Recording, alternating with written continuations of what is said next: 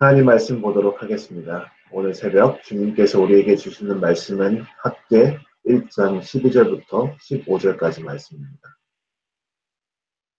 학개 1장 12절부터 15절까지 말씀 우리 한마음으로 봉독하도록 하겠습니다. 스알디엘의 아들 스룹바벨과 여호사닥의 아들 대제사장 여호수아와 남은 바 모든 백성이 그 하나님 여호와의 목소리와 선지자 학개의 말을 청종하였으니 이는 그들의 하나님 여호와께서 그를 보내셨음을 인함이라. 백성이 다 여호와를 경외하며 때에 여호와의 사자 학개가 여호와의 명을 의지하여 백성에게 고하여 가로되 나 여호와가 말하노니 내가 너희와 함께 하노라 하셨느니라 하니라. 여호와께서 스알디엘의 아들 유다 총독 스루바벨의 마음과 여호사닥의 아들 대제사장 여호수아의 마음과 남은 바 모든 백성의 마음을 흥분시키시매 그들이 와서 만군의 여호와 그들의 하나님의 전 역사를 하였으니 때는 다리오 왕 2년 6월 24일이었더라. 아멘. 저는 오늘 아침 순종하는 자를 도우시는 하나님이라는 제목으로 하나님 말씀을 선포하도록 하겠습니다.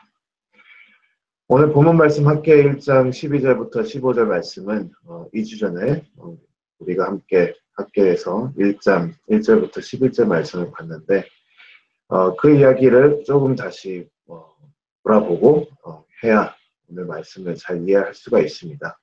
조금 복습을 하자면 요약해서 복습을 하자면 일단 이스라엘 백성들이 바벨론에 포로로 잡혀갔던 그런 사건이 있습니다. 바벨론이 이스라엘로 쳐들어와서 이스라엘 나라가 이제 멸망하고 이스라엘 백성들이 포로로 바벨론에 잡혀갔는데 이제 바벨론이라는 나라가 메데아라는 나라 그리고 그 이후 페르시아라는 나라에 정복을 당하게 됩니다. 이렇게 나라 정권이 바뀌고 왕이 바뀌면서 원래는 포로로 있던 이스라엘 백성들이 나중에는 이제 또 자유의 몸이 돼가지고 일부분이 이스라엘로 돌아올 수 있게 됩니다. 그리고 그들이 이제 이스라엘로 돌아와서 이제 성전이 그때 이제 바벨론이 쳐들어왔을 때 성전이 무너졌거든요. 그 성전을 이제 재건축을 시작을 하는데 이게 얼마 안 있어서 건축을 중단하게 됩니다. 뭐 성전 건축이라는 게 쉽지도 않고 또 포로로 잡혀갔다가 돌아온 이스라엘 백성들에게 이렇게 뭐 여유가 많았던 것도 아니고 뭐 돈이 많거나 시간이 남거나 그런 것도 아니었기 때문에 아마도 성전 건축을 하는 게 많이 어려움이 있었을 거라고 이렇게 봅니다. 그런데 어쨌든 성전 건축을 중단한다는 것은 조금 말이 안 되는 일이죠. 왜냐하면 이스라엘 백성이라는 그 민족이 뭐냐면 이 하나님 중심으로 또한 그들에게 있어서 하나님 중심의 삶이 무엇이냐면 성전을 중심으로 사는 삶이기 때문에 그들이 성전을 건축을 시작했다가 멈췄다는 것은 하나님께서 보시기에 기뻐할 일은 아니었습니다. 그리고 이제 더욱더 깊은 차원에서 보면 이 성전 건축을 멈춘 것은 무엇을 의미하냐면 이들이 더 이상 하나님 중심대로 살아가는 것이 아니라 그들의 마음에 하나님을 두고 사는 것이 아니라 이제는 하나님을 잊고 그냥 하나님 없이 그냥 각자 자기 나름대로 자기의 삶을 살아가는 그런 모습을 보여주는 것을 우려볼 수 있습니다. 하지만 하나님을 잊고 살아가면 그들에게는 죽음밖에 남는 것이 없죠. 그리고 하나님께서도 이 사실을 당연히 아시기에 하나님을 잊고 살아가는 이들에게 다시 한번 하나님을 향한 마음을 살려주시기 위하여 하나님께서 그들의 삶으로부터 복을 거두어 가시고 그들의 마음에 찔림이 있게 하십니다. 이게 이제 학개서 1장 1절부터 11절인데 그들이 이제 그 학개 선지자를 통해서 하나님의 말씀을 듣고 회개를 합니다. 마음을 돌이킵니다. 그리고 그들의 삶 가운데 풍요로움이 없었던 것이 하나님께서 그들을 다시 하나님 곁으로 부르시기 위하여 잠시 주님께서 약간의 고난을 주셨다는 것을 그들이 깨닫게 되고 이제 다시 마음을 돌이켜 다시 하나님을 경외하고 다시 한번 그 신앙 고백을 새롭게 하여서 성전 건축을 다시 시작하게 됩니다. 그래서 이제 오늘 본문 말씀 학개 1장 12절부터 15절 말씀으로 보는데 오늘 말씀 보니까 이제 두 명의 인물들이 나오죠.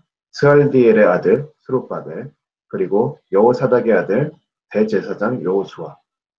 이 둘의 지도 아래 돌아왔던 그 모든 백성이 마음을 돌이키고 하나님께 대한 충성을 새롭게 해서 성전 건축을 시작하게 됩니다. 그런데 이들이 이 성전 건축을 시작하게 되자 참 신기한 일이 일어납니다.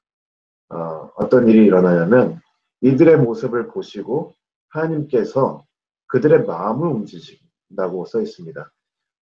보니까 오늘 본문 말씀 보니까 어떤 단어를 쓰냐면 14절 말씀에 여호와께서 스알디엘의 아들 유다 총독 스룹바벨의 마음과 여호사닥의 아들 대제사장 여호수아의 마음과 남은 바 모든 백성의 마음을 흥분시키심에라고 기록이 되어 있습니다. 이들의 마음을 통해서 이들의 마음을 이끌어 가셔서 일을 시작하셨다는 것을 우리가 볼 수 있습니다. 여기서 우리가 하나님의 모습을 또 한번 볼 수가 있지요. 하나님께서는 순종하는 자를 통해 또 순종하는 자와 함께 일하십니다. 오늘 본문 말씀은 이 사실을 증거하고 있습니다. 하나님께서는 순종의 결단을 내리신 이 이스라엘 백성들의 마음을 움직여가지고 실제로 순종을 끝까지 이끌어갈 수 있도록 능력과 힘을 더하여 주시는 것을 우리가 볼 수가 있습니다. 우리가 순종을 결단을 할 때에 그 순종의 결단은 우리가 하고 또 그 순종의 결단을 지키기 위하여 우리가 열심히 순종하며 나아가지만 그 순종을 매 순간순간마다 계속해서 지속해가면서 가능케 하는 것은 바로 하나님께서 우리 마음 가운데 역사하셔서 우리 마음을 이끄시는 것입니다.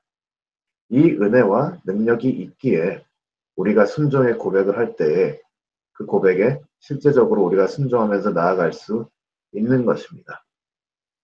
오늘날 우리의 삶 가운데 와서 좀 적용을 하자면 하나님께 순종의 결단을 내리는 성도들에게 하나님께서는 그 순종을 위해 필요한 모든 능력과 힘을 베풀어 주시기 때문에 우리가 일단 순종을 하기로 작정을 했으면 그 뒤로부터는 하나님의 은혜를 의지해야 한다는 사실입니다. 순종에 있어서는 우리의 결단과 우리의 노력이 있어야 하지만 동시에 하나님의 은혜에 대한 그런 전적인 의지가 필요한 것입니다. 이 사실을 우리가 알고 우리 오늘날 삶 가운데에도 우리가 순종을 하며 나아가길 원하는데 한번 질문해 보기 원합니다. 오늘날 우리가 순종해야 하는 부분은 어느 부분일까? 우리가 이스라엘 백성들이 그 성전 건축을 멈추고 일상으로 돌아간 것처럼 우리도 하나님께서 부르신 일이 있는데 지금 외면하고 있는 것이 있지 않은가? 각자 각 성도들마다 각 부르신 그 자리에서 이렇게 하나님께서 맡기신 일이 다양하겠지만 그래도 기본적으로 우리가 그리스도인으로서 우리가 교인으로서 기본적으로 하나님께서 우리를 부르신 일들이 있지요. 예배에 순종하는 것이 있고 또한 말씀과 기도를 하나님께서 하라고 명령하신 것이 있고 또 가장 크게 예수님께서는 우리에게 하나님을 사랑하고 이웃을 사랑하라는 그런 명령을 하신 것이 있죠. 물론 이 명령들이 더욱더 세부적으로 각 성도들의 삶 가운데 적용이 되면 좀 더 세부적인 이런 순종의 내용들이 나오겠지만 큰 그림으로 보면 우리는 이러한 일들로 예배, 기도 말씀, 그리고 하나님 사랑, 이웃 사랑 이런 것으로 우리는 부름받은 이런 일이 있습니다. 우리가 이런 일들로부터 좀 우리 생각을 거두고 우리가 이런 일들을 외면하고 그냥 각자 나름대로 살 길을 살아가고 있지 않는가 우리가 다시 한번 생각하면서 우리가 이 일에 만약에 그러고 있다면 우리가 다시 한번 이런 일들에 마음을 돌이켜서 순종하고 또한 우리가 순종의 결단을 내릴 때에 우리의 마음 가운데 필요한 모든 은혜와 능력을 주시는 하나님을 바라보면서 다시 한번 새롭게 우리 하나님을 섬기며 나아가는 모든 성도 여러분 되시기를 주님의 이름으로 축원합니다.